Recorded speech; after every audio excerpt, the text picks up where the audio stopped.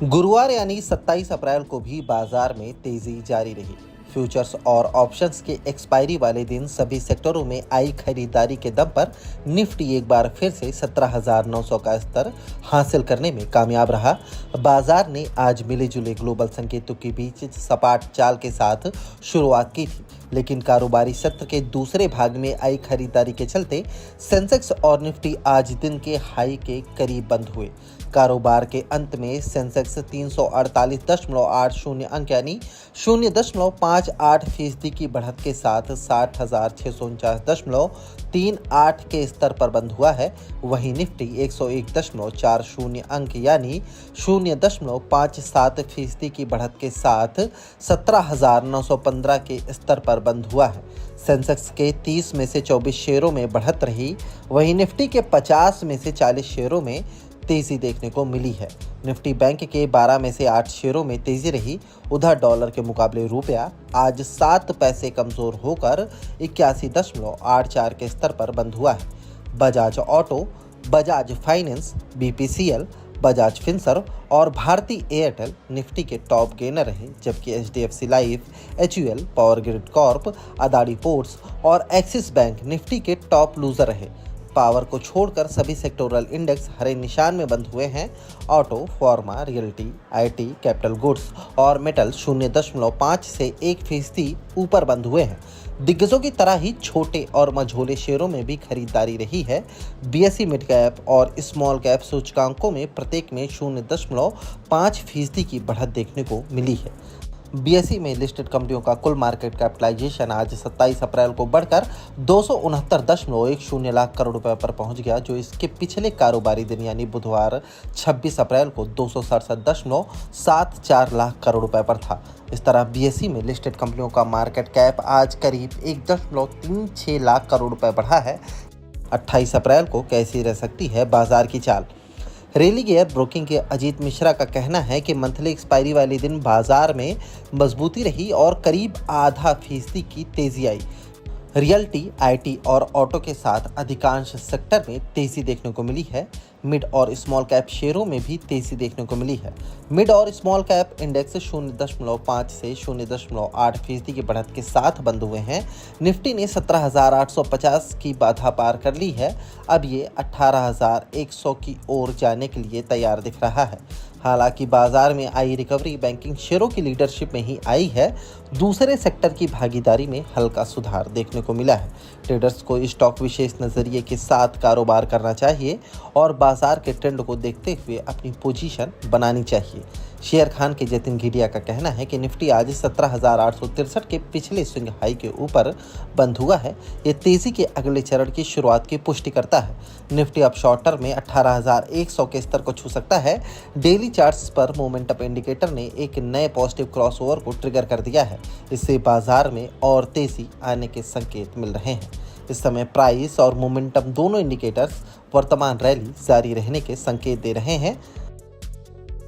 moneycontrol.com पर दिए गए विचार एक्सपर्ट्स के अपने निजी विचार होते हैं। वेबसाइट या मैनेजमेंट इसके लिए उत्तरदायी नहीं है। यूजर्स को मनी कंट्रोल की सलाह है कि कोई भी निवेश निर्णय लेने से पहले सर्टिफाइड एक्सपर्ट्स की सलाह लें। हिंडनबर्ग रिसर्च की रिपोर्ट आने के बाद अडानी ग्रुप ने अब एक बड़ा फंड जुटाने की कोशिश की है। चलिए जानते हैं कि क्या है अडानी ग्रुप का ये ग्रीन प्लान। नमस्कार, आप देख रहे हैं मनी कंट्रोल हिंदी। दरअसल Adani group green energy project के लिए 80 करोड़ डॉलर यानी करीब 6,535.44 करोड़ रुपए जुटाने की योजना बना रहा है। अमेरिकी शॉर्ट सेलर हिंडनबर्ग रिसर्च के झटके के बाद ये ग्रुप के लिए फंड जुटाने का पहला बड़ा प्लान है। न्यूज एजेंसी ब्लूमबर्ग को ग्रुप की इस योजना के बारे में सूत्रों के हवाले से जानकारी मिली है। सूत्रों के मुताबिक अडानी ग्रुप इसे लेकर Sumitomo Mitsui bank corporation, DBS bank, Mitsubishi UFJ financial group और स्टैंडर्ड चार्टर्ड से बातचीत कर रहा है। जानकारी के मुताबिक अडानी ग्रुप 70 से 80 करोड़ डॉलर की राशि जुटा सकता है। हालांकि सूत्रों ने यह भी कहा कि अभी प्लान और साइज को लेकर अंतिम रूप से कुछ तय नहीं हुआ है। अगर अडानी ग्रुप इस प्लान पर आगे बढ़ता है और फंड जुटाने में सफल होता है तो अडानी ग्रुप के लिए ये बहुत बड़ी राहत होगी। इससे ये संकेत मिलेगा कि बैंक इसे कर्ज देने में कोई दिक्कत नहीं महसूस कर रहे हैं। हिंडनबर्ग रिसर्च के झटके ने अडानी ग्रुप के सामने निवेशकों का भरोसा बनाए रखने की दिक्कत खड़ी कर दी थी। बता दें कि हिंडनबर्ग ने 24 जनवरी 2023 को अडानी ग्रुप पर एक रिपोर्ट जारी की थी। इसमें अडानी ग्रुप की कंपनियों पर स्टॉक मैनिपुलेशन और अकाउंटिंग फ्रॉड का आरोप लगाया था। ग्रुप ने इन आरोपों से इनकार किया था, लेकिन इसके शेयर झटके को नहीं संभाल सके। इन आरोपों के चलते ग्रुप की कंपनियों के शेयर 83% टूट गए। अभी अडानी ग्रुप की किसी भी कंपनी के शेयर पूरी तरह से रिकवर नहीं हो पाए हैं। बिजनेस और स्टॉक मार्केट की खबरों के लिए सब्सक्राइब करना ना भूलें मनी कंट्रोल हिंदी के यूट्यूब चैनल को। साथ ही साथ बेल आइकन भी जरूर दबाएं ताकि अगली वीडियो का नोटिफिकेशन आपसे मिस ना हो। इसके अलावा आप हमें फेसबुक, इंस्टाग्राम और ट्विटर पर भी फॉलो कर सकते हैं। धन्यवाद। अगर आप शॉर्ट टर्म में शेयर बाजार में इन्वेस्ट कर अच्छा रिटर्न कमाना चाहते हैं तो जानिए ऐसे 3 स्टॉक्स के बारे में जो आपकी शानदार कमाई करवा सकते हैं। नमस्कार, आप देख रहे हैं मनी कंट्रोल हिंदी।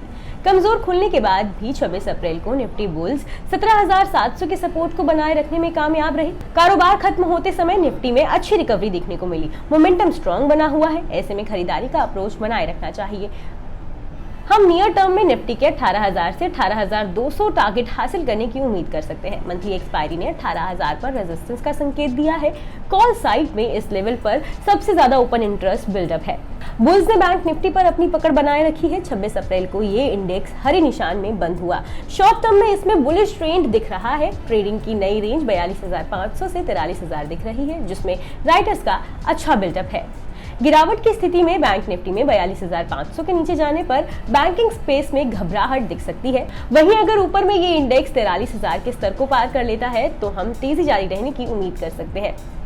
चलिए अब जानते हैं कि शॉर्ट टर्म में किन शेयरों में दांव लगा के कमाया जा सकता है शानदार मुनाफा। पहला स्टॉक है GNFC।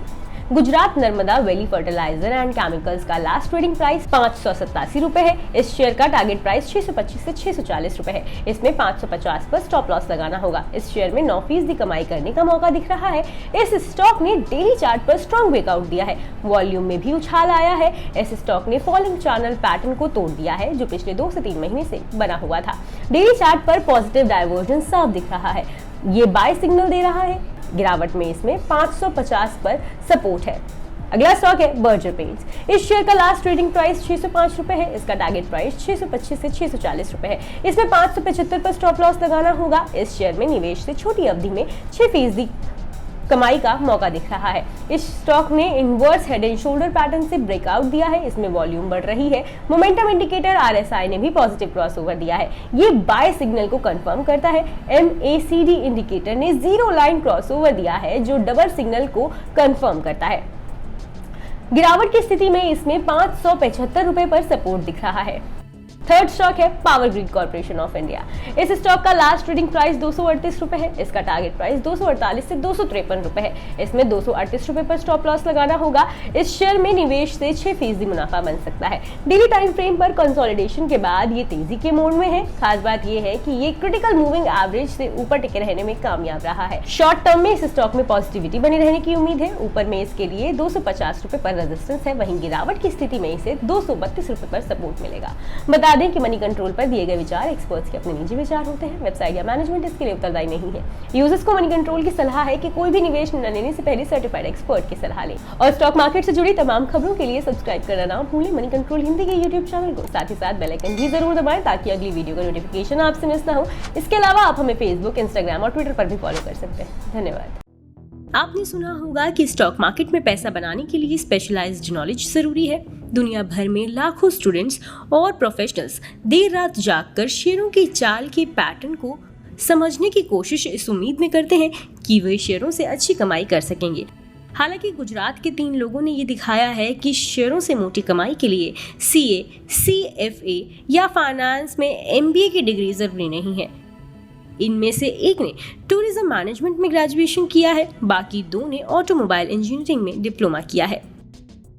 हिमांशु महेंद्र भाई पटेल, राजेंद्र महेंद्र भाई पटेल और जयदेव जाला का दुर्भाग्य ये है कि शेयरों से गलत तरीके से की गई 2.84 करोड़ रुपए की कमाई उन्हें रास नहीं आई। ये कमाई इन लोगों ने टेलीग्राम आधारित एक पंप एंड डंप स्कीम के जरिए की थी। सेबी की जांच के बाद इस मामले का खुलासा हुआ। सेबी ने तीनों से गलत तरीके से कमाए गए पैसे न सिर्फ वापस लेने का आदेश दिया, साथ ही उन पर इसकी दुगनी पेनल्टी भी लगाई। इस तरह तीनों को कुल 5.68 करोड़ रुपए चुकाने हैं। तीनों के स्टॉक मार्केट एक्सेस करने पर रोक लगा दी गई है। वे सीधे या परोक्ष रूप से स्टॉक मार्केट में किसी भी तरह की इक्विटी नहीं खरीद सकेंगे। उन पर 3 साल के लिए ये रोक लगाई गई है। हिमांशु और राज दोनों सगे भाई हैं।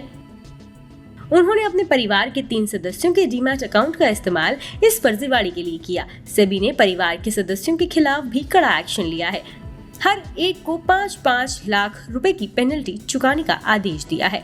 इनमें हिमांशु और राज के पिता, मां और बहन शामिल हैं। स्टॉक मार्केट में उनकी गतिविधियों पर भी रोक लगा दी गई है।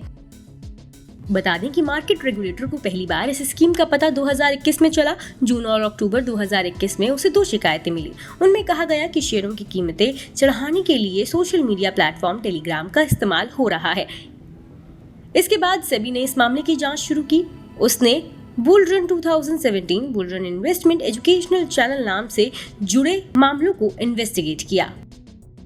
इस टेलीग्राम चैनल पर सिर्फ एक तरफा कम्युनिकेशन की इजाजत थी। जनवरी 2022 में इसके 49,000 सब्सक्राइबर्स थे। तीनों टेलीग्राम चैनल में खुद को रिसर्च एनालिस्ट बताते थे। वे कुल 40 साल का अनुभव होने का दावा करते थे। वे बताते थे कि उन्होंने सेबी में रिसर्च एनालिस्ट के रूप में रजिस्ट्रेशन का प्रोसेस शुरू किया है। ये टेलीग्राम चैनल अपने सब्सक्राइबर्स को कैश और डेरिवेटिव्स दोनों में ट्रेडिंग के टिप्स देता था। ये इंट्राडे और पोजिशनल दोनों तरह के ट्रेड के लिए होता था। कैश सेगमेंट के लिए दिए जाने वाले रिकमेंडेशंस ज्यादातर स्मॉल कैप शेयरों से जुड़े होते थे। 11 महीनों में तीनों ने कुल 148 कंपनियों के शेयरों में ट्रेडिंग की थी। मार्केट रेगुलेटर ने अपनी जांच में 2 कंपनियों टोटल ट्रांसपोर्ट और मेट्रो ग्लोबल से गलत तरीके से हुई कमाई पर फोकस किया। इस चैनल की रिकमेंडेशंस की वजह से इन शेयरों में ट्रेडिंग वॉल्यूम लगातार बढ़ती गई। 7 जून 2021 को ट्रेडिंग वॉल्यूम पिछले 10 दिनों के डेली एवरेज ट्रेडिंग वॉल्यूम के करीब 28 गुना पहुंच गई। इन तीनों की तरफ से हुई कमाई भी उसके मुकाबले 3.5 गुनी थी, जब चैनल पर कोई रिकमेंडेशन नहीं दिया गया था।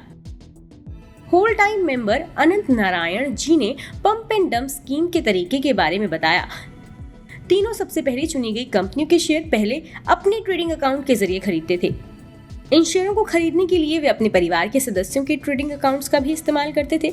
उसके बाद वे अपने टेलीग्राम चैनल के जरिए इन शेयरों के बारे में अच्छी बातें सर्कुलेट करते थे। इससे सब्सक्राइबर्स तेजी आने की उम्मीद में इनमें निवेश करते थे। इससे इन शेयरों की कीमतें बढ़ जाती थी। उसके बाद तीनों पहले के खरीदे गए सभी शेयरों को बेच देते थे। इससे उन्हें काफी मुनाफा होता था।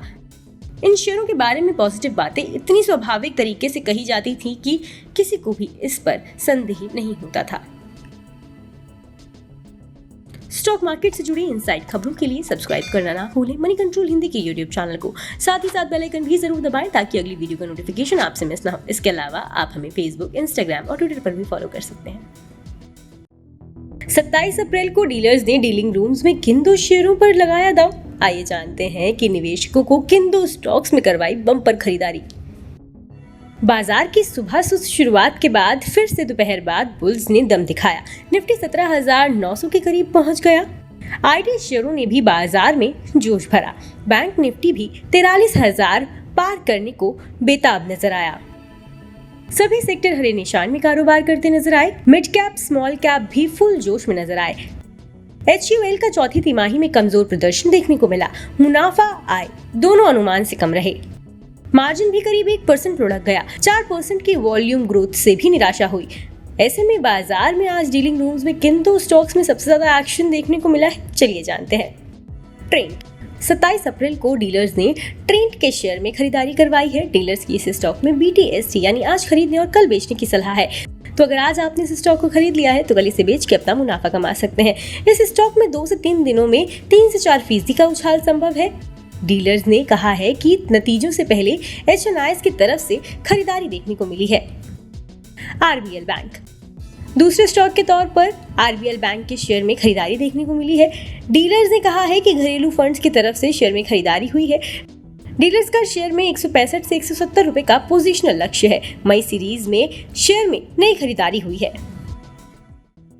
CNBC आवाज पर हर दिन एक खास शो कमाई का अड्डा में एक खास सेगमेंट डीलिंग रूम्स चेक पेश किया जाता है, जिसमें यतिन मोहता सूत्रों के द्वारा ब्रोकरेज हाउस के डीलिंग रूम से ये जानकारी हासिल करते हैं। कि आज किन 2 स्टॉक्स में ब्रोकरेज ने अपने क्लाइंट्स को सबसे ज़्यादा ट्रेड लेने की सलाह दी। डीलर्स ने आज कौन से शेयर खरीदे और बेचे हैं और आज के टॉप ट्रेडिंग आइडियाज़ क्या हैं। इसके साथ ही किस वजह से डीलिंग रूम में इन स्टॉक्स पर दाव लगा है या किस स्टॉक में आने वाले दिनों में कितने रुपए तक और तेज़ी नजर आ सकती है। आज निवेशक किस स्टॉक में अपनी पोजीशन बना सकते हैं या किस में निवेशकों को बिकवाली करनी चाहिए। बता दें कि यहाँ मुहैया जानकारी सिर्फ सूचना हेतु दी गई है। मार्केट में निवेश बाजार जोखिमों के अधीन है। निवेशक के तौर पर पैसा लगाने से पहले हमेशा एक्सपर्ट से सलाह लें। मनी कंट्रोल की तरफ से किसी को भी पैसा लगाने की यहाँ कभी भी सलाह नहीं दी जाती है।